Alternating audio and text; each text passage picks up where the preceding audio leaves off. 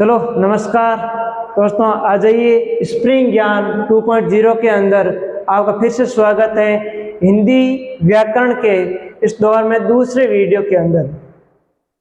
कहते हैं मित्रों, सकल पदार्थ है जग माही, सकल पदार्थ है जग माही, कर्महीन नर पावत नहीं। जो व्यक्ति कर्म करता है वो सब कुछ हासिल करता है, क्योंकि इस संसार के अंदर ऐसी कोई वस्तु नहीं है जो हमें प्राप्त नहीं होती है। सारे पदार्थ हैं, सकल पदार्थ हैं इस संसार के अंदर। आइए इसी दौर में हम फिर से आगे लेकर के बढ़ते हैं वर्ण को।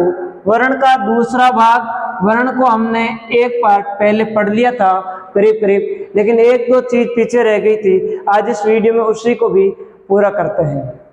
आइए देखते हैं वर्ण को थोड़ा और आगे लेकर के। बाह्य प्रयत्न के आधार पर वर्णों का वर्गीकरण। देखिए, हम जो श्वास लेते हैं उस श्वास के आधार पर भी इन वर्णों का वर्गीकरण होता है।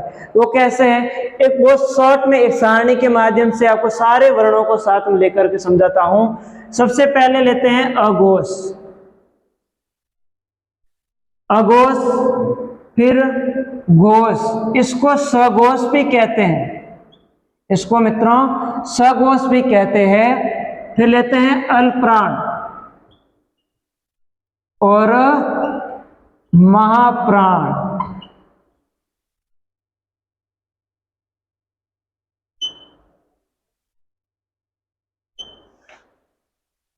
अजय, इसमें कौन कौन से वर्ण कहाँ कहाँ आते हैं उसका ही डिवाइडेशन करते हैं। अघोष वर्ण कौन कौन से होते हैं, तो वर्गों का क्या है, वर्गों का प्रथम व द्वितीय वर्ण, द्वितीय वर्ण अघोष होता है। फिर हम लेते पहले स्पर्श वर्ण, फिर वर्गों का, है ना, वर्गों का तृतीय, चतुर्थ व पंचम वर्ण घोष या सघोष होते हैं। फिर वर्गों का प्रथम, तृतीय और पंचम वर्ण, प्रथम, तृतीय व पंचम वर्ण। फिर मित्रों आ जाइए महाप्राण के अंदर वर्गों का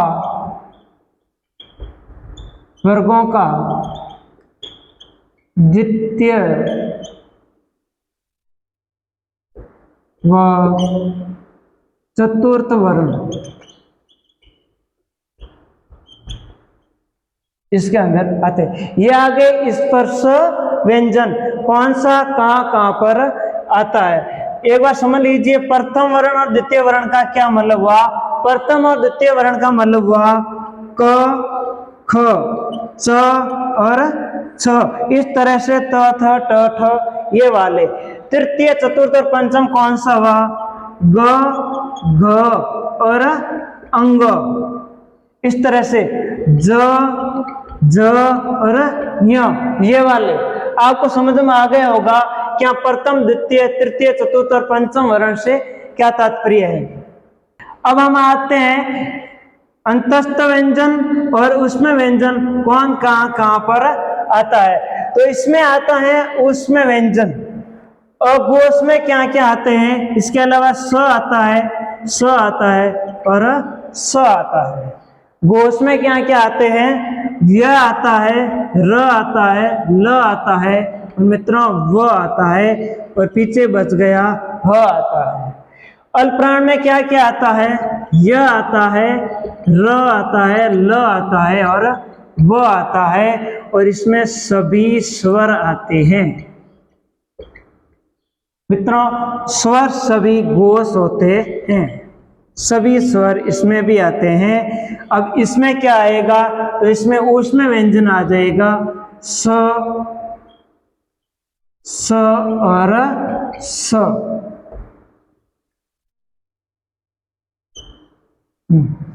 ये आपके आ गए बाह्य प्रयत्नों के आधार पर वर्णों का वर्गीकरण। श्वास के आधार पर कहो, व्यवहार के आधार पर कहो, स्वर के आधार पर कहो, ये सारे वर्गीकरण इस प्रकार के आते हैं। वर्ण या पूरा होता है।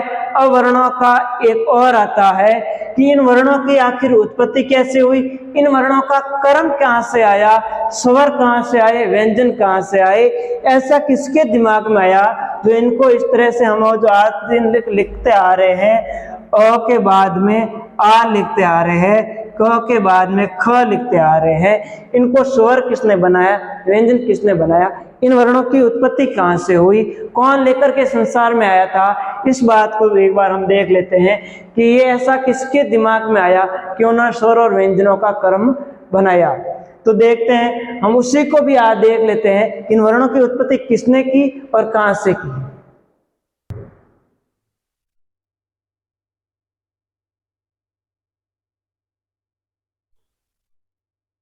अजय मित्रों, आज हम सीखते हैं कि कहां से उत्पत्ति हुई है वर्णों की।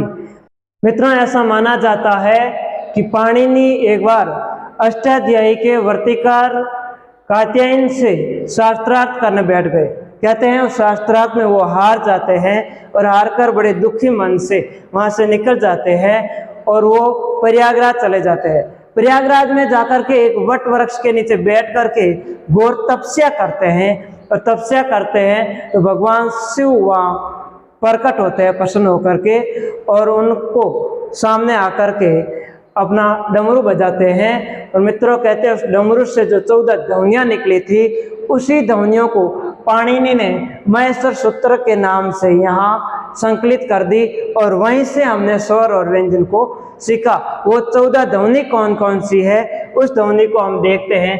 आइए उन 14 ध्वनियों को इस सूत्रों के क्रम में बांधते हैं। महेश्वर सूत्र, मित्रों, इनको संज्ञा सूत्र भी कहते हैं, इन्हें संज्ञा सूत्र भी कहते हैं, इन्हें शिव सूत्र भी कहते हैं, इन्हें शिव सूत्र भी कहते हैं, इन्हें प्राण सूत्र भी कहते हैं।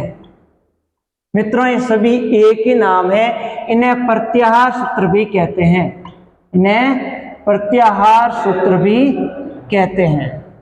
मित्रों, कौन से हैं प्रत्याहार सूत्र? 14। आइए देखते हैं नहीं, इनको सीखते भी है, साथ साथ में इनका उच्चारण कैसे करते हैं ये भी सीखते हैं। लिखे हुए तो आप कहीं पर भी पढ़ लोगे, लेकिन इनका तुम्हें उच्चारण नहीं मिलेगा। ये रहे मित्रों 14 सूत्र, ये रहे 14 सूत्र। क्या आ गए 14 सूत्र? नहीं, अभी आएगा 14 सूत्र आपके सामने। सबसे पहले क्या है? अ ई उ ण, री लृ क, ए ओ अंग, ऐ औ च। मित्रों, कहते हैं 1 से लेकर के 4 सूत्रों के अंदर महेश्वरी ने सारे स्वरों को दे दिया था। इसको अच कहते हैं और अच वर्णः स्वरः अस्ति, संस्कृत में स्वरों को अच कहते हैं। और अ से लेकर के च तक ये सारे स्वर इसमें आ जाते हैं। 5वें से लेकर के 14 तक यहाँ 10 के अंदर व्यंजन आते हैं, वो इस प्रकार है।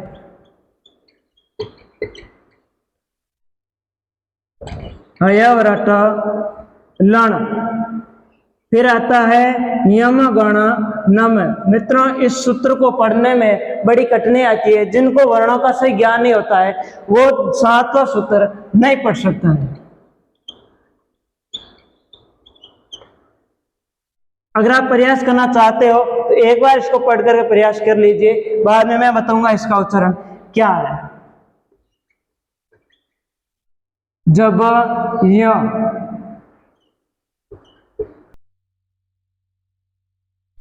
घट 10, फिर आता है जब गड 10,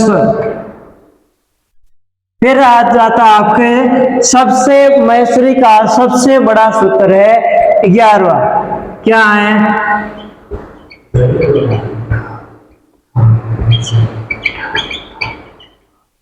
खप छठ ठ छठ त व। 12वां आ जाता है कपय।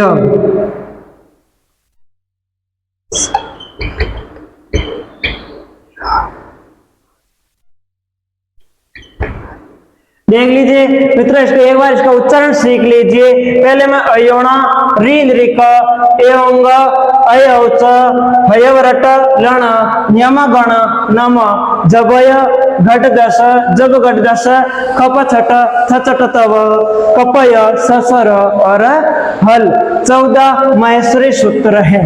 इन महेश्वरी सूत्र को संज्ञा सूत्र, शिव सूत्र, प्राण सूत्र और प्रत्याहार सूत्र भी कहते हैं। महेश्वरी भगवान शिव ने अपना जो डमरू बजाया था उसी में से निकले थे 14 ध्वनि, और उसी 14 ध्वनि को बना दिया 14 सूत्र।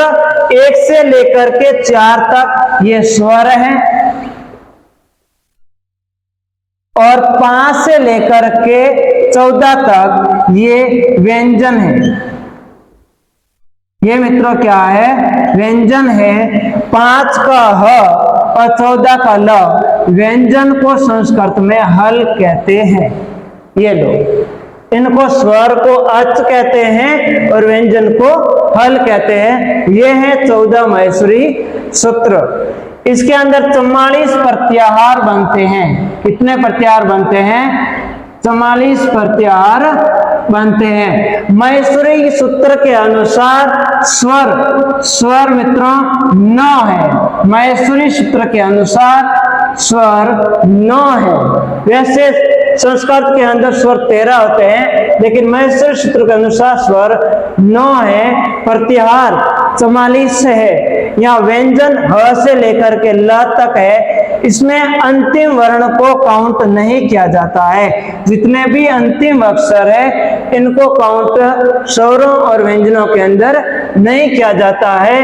अच के अंदर अ को काउंट किया जाता है, च को नहीं किया जाता है, और हल के अंदर ह को काउंट किया जाता है, ल को काउंट नहीं किया जाता है। तो ये हो गए हमारे महेश्वर के सारे सूत्र आपके सामने है। 14 के 14 सूत्र। ये इनका उच्चारण भी बता दिया, इसमें प्रत्याहार भी बता दिया आपको, स्वर भी बता दिया और सारे व्यंजन भी बता दिए।